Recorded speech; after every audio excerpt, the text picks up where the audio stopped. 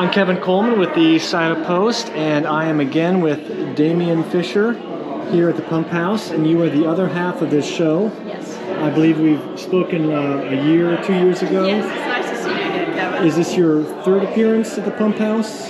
This is, I've been here probably for approximately on and off for probably 10 years. Oh, that long. So I have done the spring shows, but this is my first two-person show. And I was so happy that they asked me to do it with Salt and Wind. It's lovely, absolutely lovely. All right. So all new art here? It's not all new. I do have several new pieces. This is the latest piece. It is a political statement. It's called Planting Seeds for Change. And it is definitely something that means a lot to me because I'm very much into the political scene, and I think that people need to get down to the grassroots level and then build resistance and protest, but sometimes you need to be a little more silent in your protests and make it a little more meaningful instead of being loud in someone's face. So this is what this piece represents to me.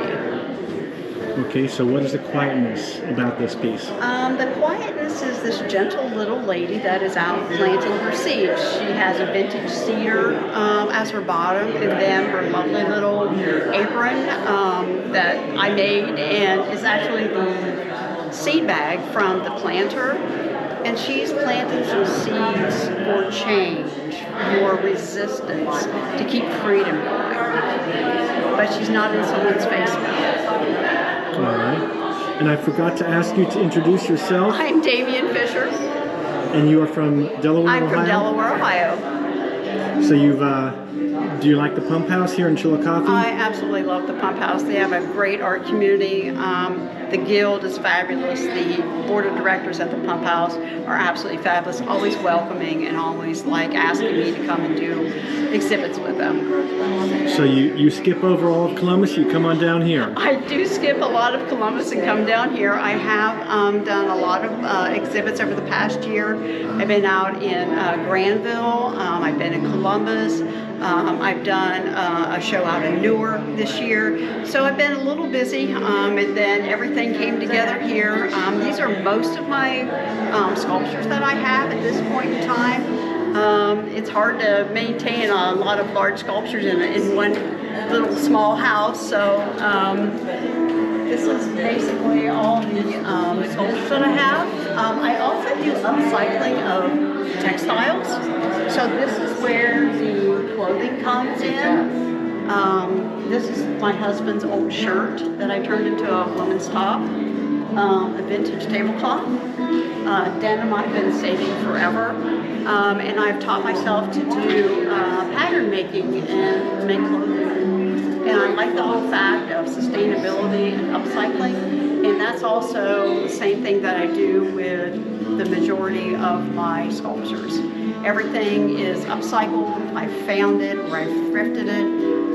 The body of this is made out of dryer lint clay, as in most of my sculptures, and I use it as my favorite medium, and everything has been upcycled. Like I said, this was the sack from the feed cedar here, old seed bags, and behind you the sculpture has leaves from my yard, and an old hoe that was part of our family for years that I ended up using for this sculpture. So it's a vintage hoe.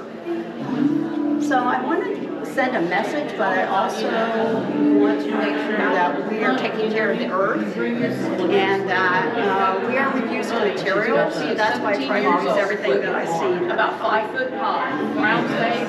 All right, well, thank you very much. You're so welcome. Well, is any of this for sale, and how can people find you? Yes, we do have things for sale. I don't have a web page, but if you go to my Facebook page or Instagram and contact me, I would definitely talk to you about some of the pieces that are for sale. There are several that are not for sale because I have some upcoming exhibits coming up, so they'll be on exhibit. All right. Thank you very much. Thank you.